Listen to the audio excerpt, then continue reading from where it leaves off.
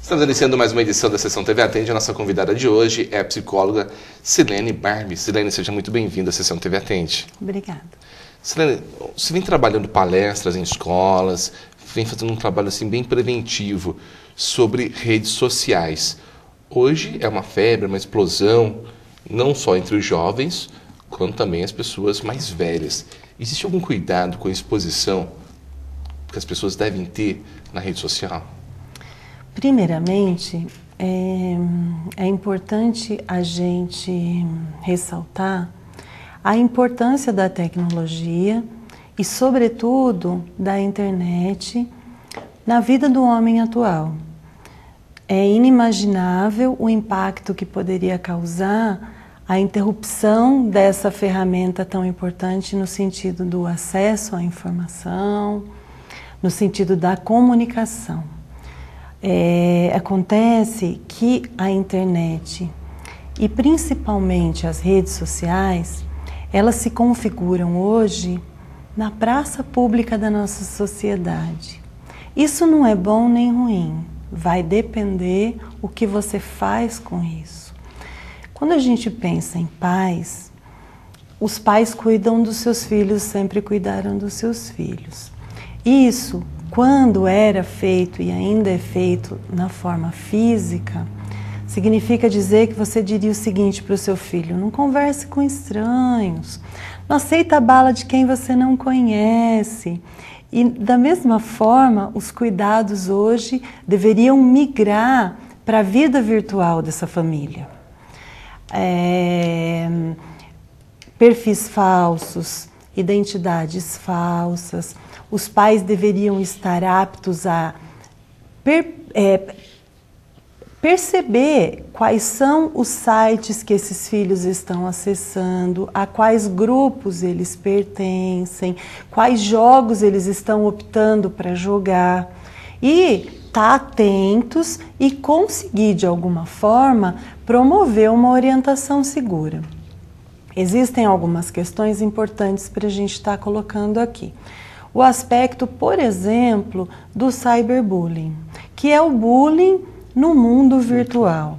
Se o seu filho é a vítima ou se ele é o que provoca, o agressor dessa ofensa, o pai deveria estar envolvido na vida desse adolescente para conseguir, de alguma forma, estar promovendo as devidas orientações, sabendo que sofrer bullying pode causar sofrimentos muito grandes e isso pode levar, inclusive, a alguns tipos de ações que a gente tem visto aí, como até tentativas de suicídio e até o próprio suicídio. Então, o que eu gostaria de colocar aqui como uma questão importante de reflexão para todas as pessoas é: você acha que existe privacidade na vida virtual? Será que nós não estamos sendo monitorados o tempo todo, vigiados por essas grandes corporações? E qual é o verdadeiro interesse em se fazer isso? Será que nós temos internet ou a internet é que nos tem? Será que nós temos liberdade dentro do mundo virtual? Então, para viver com todo esse aparato tecnológico, eu acho que o homem tem que se capacitar para estar adequado às novas demandas e, mesmo assim, ele ser o autor dessa busca e não ele estar o tempo todo sendo coagido por esses mecanismos a comprar aquilo que eles querem vender, viver e fazer as escolhas dentro daquilo que é orientado por quem quer que seja. Hoje, o excesso de tempo conectado tanto na internet quanto nas redes sociais é prejudicial para o jovem? Olha, nós poderíamos dizer de um modo geral que hoje os celulares, eles são a extensão do próprio corpo das pessoas. Eu trouxe alguns dados interessantes aqui de uma pesquisa para a gente poder reflexionar um pouco acerca disso. Foi uma pesquisa realizada com jovens pela Universidade de Harvard.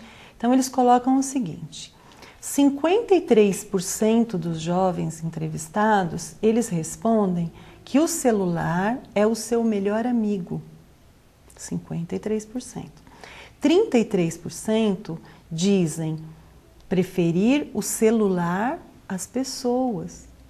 33% preferem o seu smartphone a estar com as pessoas. Então, são questões importantes para a gente estar pensando, será que não está havendo uma restrição das atividades, vamos dizer que da vida cotidiana, no que diz respeito aos esportes, a vida ao ar livre, a leitura e as próprias relações físicas mesmo entre as pessoas e entre os grupos, em função de estar o tempo todo conectado? Se perde o contato físico. Isso, exatamente. A neurociência hoje, ela dá dados bastante interessantes e que nos permitem inferir que talvez nós tenhamos problemas com isso num futuro muito próximo. Aspectos, por exemplo, relacionados à aprendizagem, à fixação de memória. Isso por quê? Porque à medida em que a gente se expõe, por exemplo, a ler apenas online, você vai ficar exposto de uma forma muito excessiva a muitos estímulos visuais, muitas cores, muitos ícones que você vai clicando e vai se envolvendo e dali vai desenvolvendo outras leituras, de modo que vai perdendo aquele foco inicial.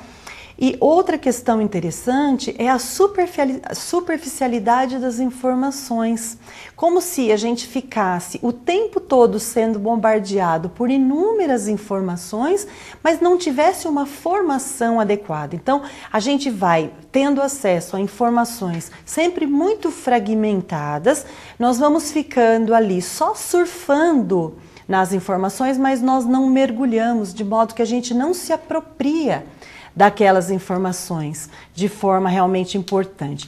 Então, assim, prejuízos na inteligência, por exemplo. Olha só, é interessante, isso acontece comigo e com você e com todas as pessoas. Eu sei que as informações, elas estão lá. Para que eu vou saber? A hora que eu preciso, com um clique eu acesso. Então isso dificulta de maneira muito importante a aquisição do conhecimento e o nosso investimento de tempo, ele acaba ficando bastante restrito à busca realmente de coisas, na maioria das vezes, fúteis.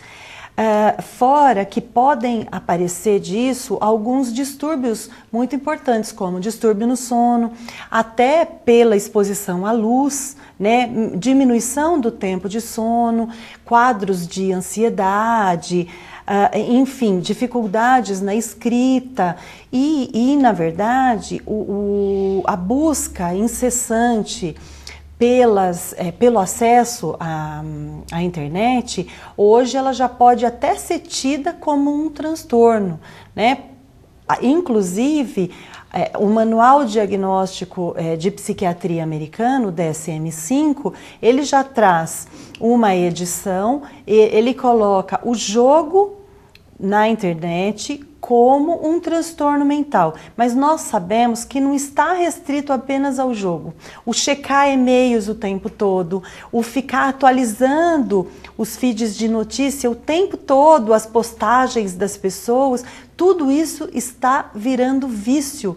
Para aplacar uma ansiedade momentânea, as pessoas vão lá e checam as suas redes sociais. E isso está saindo, em alguns casos, do controle, vamos dizer, consciente. Isso pode afetar também a autoestima das pessoas? Essa questão de fotos, de ver o que um está fazendo, o que o outro não está fazendo? Sim, sim, sem dúvida. Inclusive, eu trouxe um outro dado interessante aqui. Quando se pesquisa várias redes sociais, né? Então, esse dado, ele diz respeito a uma rede social de fotos, exclusivamente de fotos, e onde 87% das meninas entrevistadas, elas dizem que se sentem insatisfeitas consigo mesmo. Isso é um indício muito importante de que às vezes falta um pouco de crítica para você analisar o que é que está sendo postado, da maneira como está sendo colocado, né? As redes sociais, elas são uma parede onde você só projeta aquilo que é bom. Tem filtro, tem uma luz que é adequada para você sair com as características que você deseja aparecer. E às vezes, quando você olha para o seu mundo, você tem a impressão que o mundo lá fora está em festa, só você não foi convidado. De que está tudo dando certo, de que todo mundo é lindo, maravilhoso e você com uma vida entediante. Então, todas essas características precisam ser pensadas. Qual conselho você deixa para os pais, para como que eles devem agir com seus filhos, internet, rede social, para não ter problema no futuro? Bom, em primeiro lugar, está a par do que está acontecendo. Os pais também precisam fazer um levantamento acerca de si próprios e a sua própria relação com as redes sociais. Será que o tempo que eu estou investindo nisso é o que realmente eu espero? E aí, um monitoramento, né? Um monitoramento de onde é que os filhos estão indo, a orientação adequada, bem como a colocação de limites. Mas a proibição, ela não funciona muito bem. Há que se fazer uma negociação com esse adolescente para que eles todos pensem essa questão juntos e encontrem a melhor forma de se utilizar as redes sociais, que são fantásticas, desde que bem utilizadas na vida do indivíduo. Silene, eu agradeço a sua participação. Até uma próxima oportunidade. Obrigada.